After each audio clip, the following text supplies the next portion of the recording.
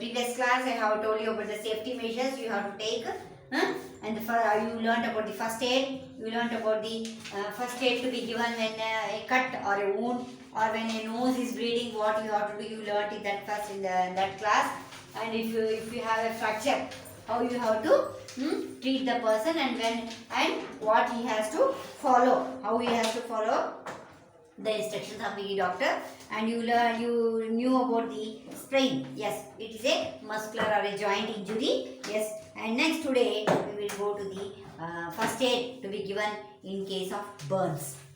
ಅಂದರೆ ಸುಟ್ಟಾಗ ಏನು first aid ಕೊಡಬೇಕು, ಮುಂದೆ ಟ್ರೀಟ್ಮೆಂಟ್ ಏನು ಮಾಡಬೇಕು ಅನ್ನೋದು we will learn in this class. Yes, burns can be caused by steam. Burns can be caused by the steam, boiling water, fire or burning of matchsticks. If the burn is severe, take a person to the doctor immediately. If the burn is minor, follow the steps. Okay, burns ಅಂದರೆ ಸುಟ್ಟಾಗ ಒಂದೊಂದ್ಸರಿ ಅಡುಗೆ ಮಾಡೋ ಟೈಮಿಗೆ ಹುಗಾಬಾರ್ದು, steam ಬಡ್ದು ಸುಡ್ತೈತಿ. ಇಲ್ಲ ಒಂದೊಂದ್ಸರಿ water boiling, ಬಿಸಿ ನೀರು ಬಿದ್ದಾಗ boil ಆಗಿರ್ತೈತಿ, ಬರ್ನ್ ಆಗಿರ್ತೈತಿ. ಇಲ್ಲಾಂದ್ರೆ ಫೈರ್ ಮ್ಯಾಚ್ ಸ್ಟಿಕ್ಸ್ ನಿಂತೇನೋ ಫೈರ್ ಆಗಿ ಬರ್ನ್ ಆಗಿರ್ತಾವ. ಭಾಳ ಸಿವಿಯರ್ ಬರ್ನಿಂಗ್ ಇತ್ತಂದರೆ, ಬರ್ನ್ ಆಗಿದ್ರೆ, ಸುಟ್ಟಿದ್ರೆ, you have to take care to the doctor. If it is a minor, ಸಣ್ಣ ಪುಟ್ಟ ಅಂದರೆ ಸಣ್ಣ ಸುಟ್ಟು ಗಾಯಗಳು ಇದ್ದಂದರೆ you can follow the first aid in the house. Yes, what steps you have to take that here they are given here.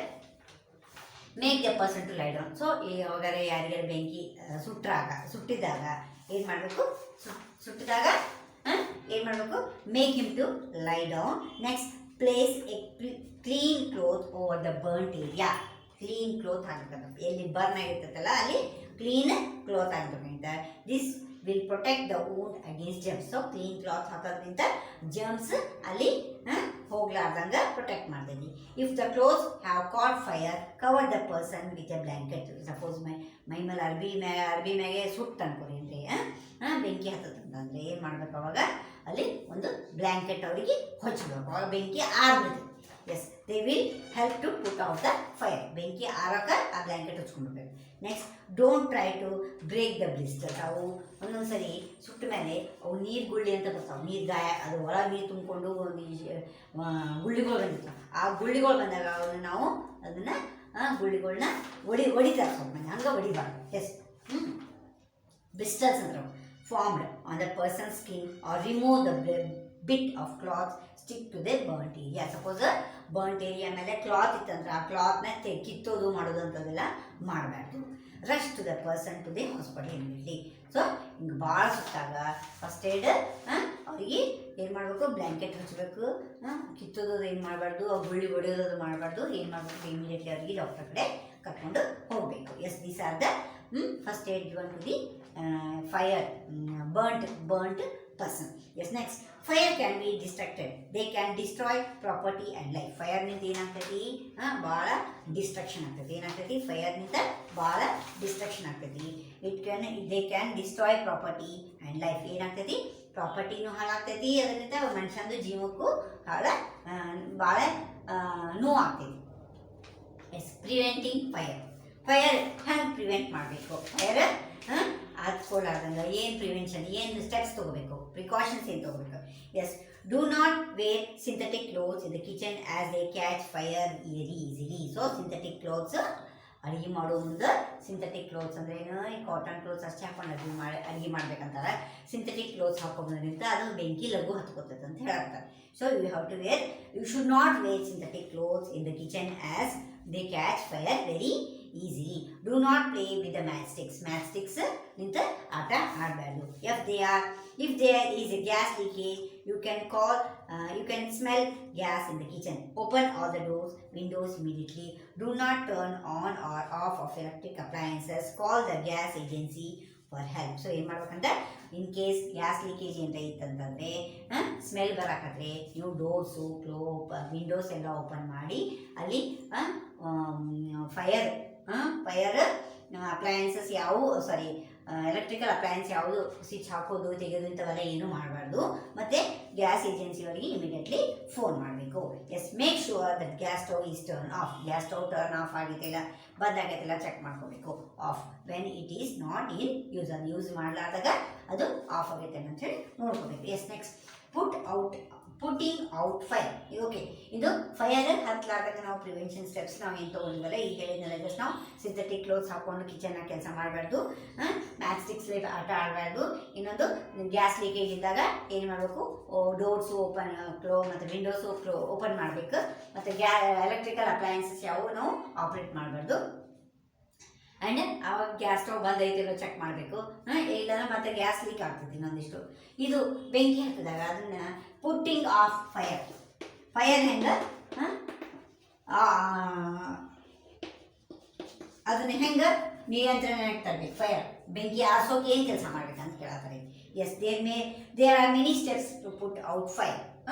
Put off ಮಾಡ್ಬೇಕಂದ್ರೆ ಭಾಳ steps ಅದ. What are the? Fire causes by paper or wood can be put off by throwing water or sand. So ಈಗ ಬೆಂಕಿ ಹತ್ತಬೇಕಾದ್ರೆ ಒಂದು paper ಭಾಳ ಇತ್ತಂದ್ರೆ ಪೇಪರಿಗೆ ಜಲ್ದಿ ಬೆಂಕಿ ಹತ್ತತಿ, ಮತ್ತು ಕಟ್ಟಿಗೆಗೂ ಬೆಂಕಿ ಹತ್ತುತ್ತೆ. ಸೊ ಹಂಗೆ ಲಘು ಬೆಂಕಿ ಹತ್ತಿದಾಗ ಪೇಪರ್ ವುಡ್ ಏನಾರ ಬೆಂಕಿ ಹತ್ತಿದಾಗ ಏನು ಮಾಡಬೇಕು, you have to put water on that paper or sand, or you can also put sand ಹಾಕಿದ್ರು ಬೆಂಕಿ ಆಗಿ ಹೋಗ್ತೈತಿ. Fire cause by the petrol should be put off by throwing sand. ಪೆಟ್ರೋಲ್ನಿಂದ ಏನಾರ ಬೆಂಕಿ ಹತ್ತಿದ್ರೆ ಏನು ಹಾಕಬೇಕು, ಸ್ಯಾಂಡ್ ಹಾಕಿ ಅದು ಆಫ್ ಫೈರ್ ಆಫ್ ಮಾಡಕ್ಕೆ ಬರ್ತೈತೆ. It is dangerous to pour water to put out of fire. ಇದೇನು ಡೇಂಜರಸ್? ಏನು ಡೇಂಜರಸ್ ಐತಿ? It is dangerous to pour water to put out of fire cause by electric circuit. So electrical circuit, ಬೆಂಕಿ ಹಂಗೆ ಖಾಲಿ ಬೆಂಕಿ ಹತ್ತಿದಾಗ ನಾವು ನೀರು ಹಾಕಿ ಅದನ್ನ ಆರಿಸ್ಬೋದು. ಬಟ್ ಎಲೆಕ್ಟ್ರಿಕಲ್ ಸರ್ಕ್ಯೂಟ್ ಏನು ಶಾರ್ಟ್ ಸರ್ಕ್ಯೂಟ್ ಆದಾಗ ಬೆಂಕಿ ಆರಿಸ್ಬೇಕಾದಾಗ ನೀವು ನೀರು ಹಾಕಿದರೆ ಮತ್ತು ಇನ್ನೊಂದಿಷ್ಟು ಏನಾಗ್ತೈತಿ, ಅದು ಉಲ್ಟಾ ಆಗ್ತೈತಿ. ಶಾರ್ಟ್ ಸರ್ಕ್ಯೂಟ್ ಆದಾಗ ಅಲ್ಲಿ ವಾಟರ್ ಹಾಕಬಾರ್ದು. Over it with sand. ಅವಾಗ ಅಂಥ ಟೈಮಿಗೆ ಏನಾಗಬೇಕು, ವಾಟರ್ ಬದಲಿ ಸ್ಯಾಂಡ್ ಹಾಕಬೇಕು. ಏನಾಗಬೇಕು, ಸ್ಯಾಂಡ್ ಹಾಕಬೇಕು. ಎಸ್, ಈಗ ಇದು ಸಣ್ಣ ಸಣ್ಣ ಪ್ರಮಾಣದಾಗ ಬೆಂಕಿ ಹತ್ತಿದಾಗ ನಾವು ಅದನ್ನು ನಿಯಂತ್ರಣಕ್ಕೆ ತರಬೇಕಾದಾಗ you can put water, you can put sand. But in the large scale, ದೊಡ್ಡ ಪ್ರಮಾಣದಾಗ ಕಂಪನಿ ಒಳಗೆ, ಇಲ್ಲಾಂದರೆ ಪೆಟ್ರೋಲ್ ಬಂಕ್ ಒಳಗೆ, ಇಲ್ಲಾಂದ್ರೆ ದೊಡ್ಡೊಂದು ಮೊನ್ನೆ ರೀಸೆಂಟ್ಲಿ ನೋಡೋ ಯಾವುದದು ಸ್ಯಾನಿಟೈಸರ್ ಫ್ಯಾಕ್ಟ್ರಿ ಒಳಗೆ ಬೆಂಕಿ ಹತ್ತದ, ಅಂಥ ಒಂದು ದೊಡ್ಡ ಪ್ಲೇಸಸ್ನಾಗ ಬೆಂಕಿ ಹತ್ತಿದಾಗ ನಾವು ಸಣ್ಣ ಪುಟ್ಟ ಬಕೆಟ್ಲ ನೀರು ಹಾಕಿದ್ರೆ ಅದು ನಿಯಂತ್ರಣಕ್ಕೆ ಬರೋಂಗಿಲ್ಲ. ಓಕೆ, ಅವಾಗ ಏನು ಮಾಡಬೇಕು, there are fire station is there, fire engines are there, fire extinguisher is there. So you have to call to that person to get control over fire. Yes, fire extinguisher is an effective device for putting out small fires in some homes. homes or offices. Fire extinguisher ಅಂದರೆ ಅದೊಂದು type of gas ಇರ್ತದೆ. Cylinder ಒಳಗೆ gas fill ಮಾಡಿದ್ರು, ಆ gas ಇದು ಮಾಡೋದ್ರಿಂದ ಏನಾಗ್ತದೆ, fire automatically stop ಆಗ್ತದೆ, ಅಂದರೆ ಆರ್ಬಿಡ್ತದೆ. ಇಂಥವೆಲ್ಲ ಈ ಸಿಲಿಂಡರ್ಸ್ ಎಲ್ಲಿ ಯೂಸ್ ಮಾಡ್ತಾರೆ, ಆಫೀಸಸ್ ಒಳಗೆ, ಹಾಸ್ಪಿಟಲ್ಸ್ ಒಳಗೆ, ದೊಡ್ಡ ಒಂದು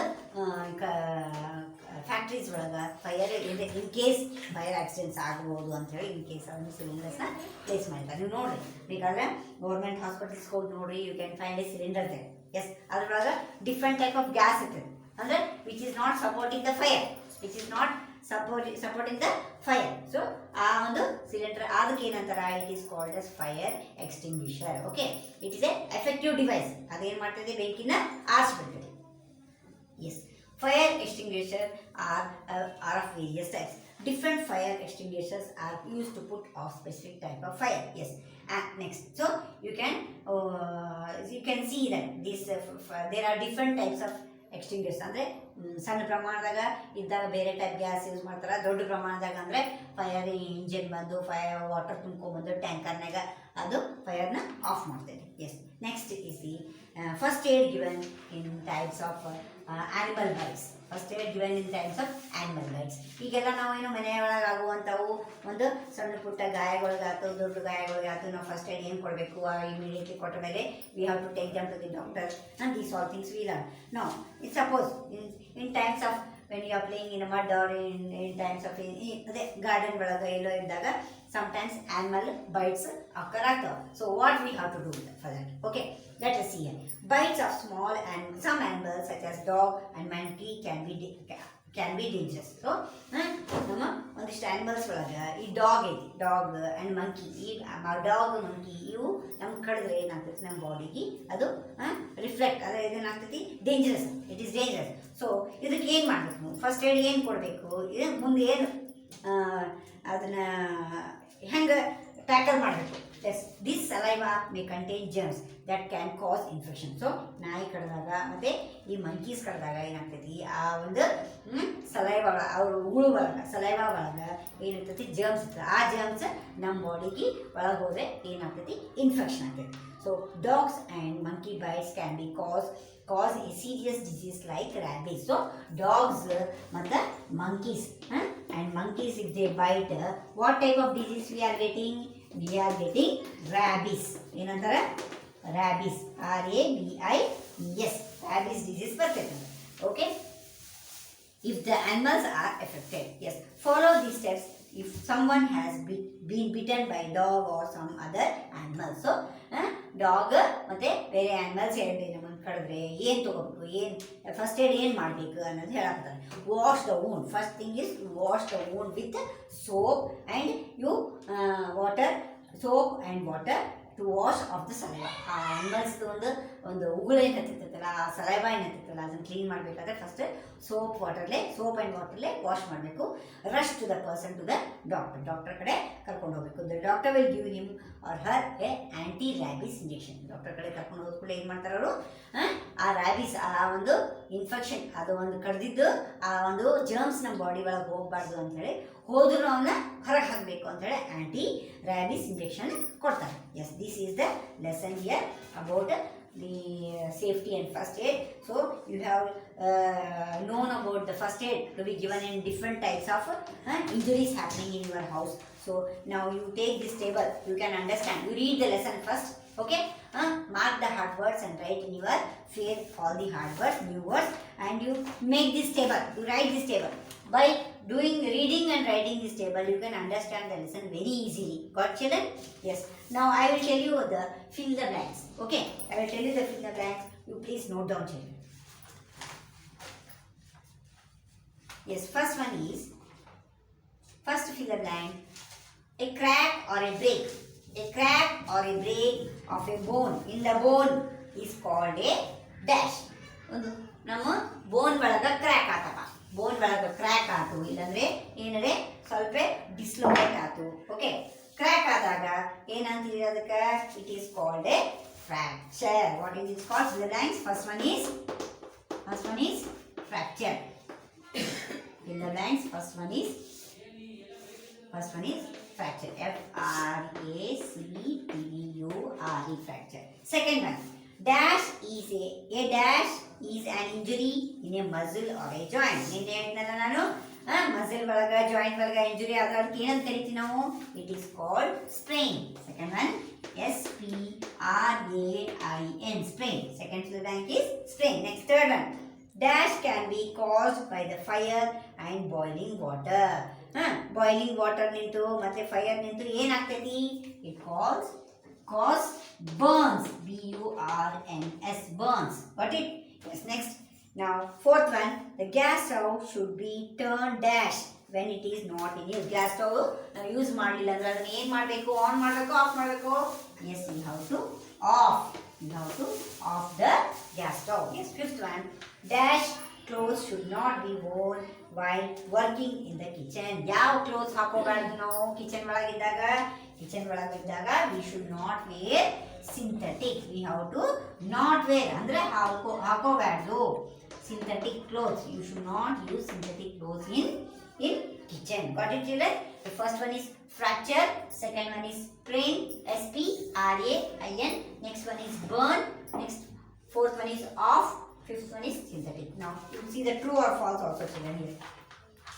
True or false? Yes. The accidents and injuries happen suddenly or unexpectedly. Accidents ನಮ್ಗೆ ಹೇಳಿ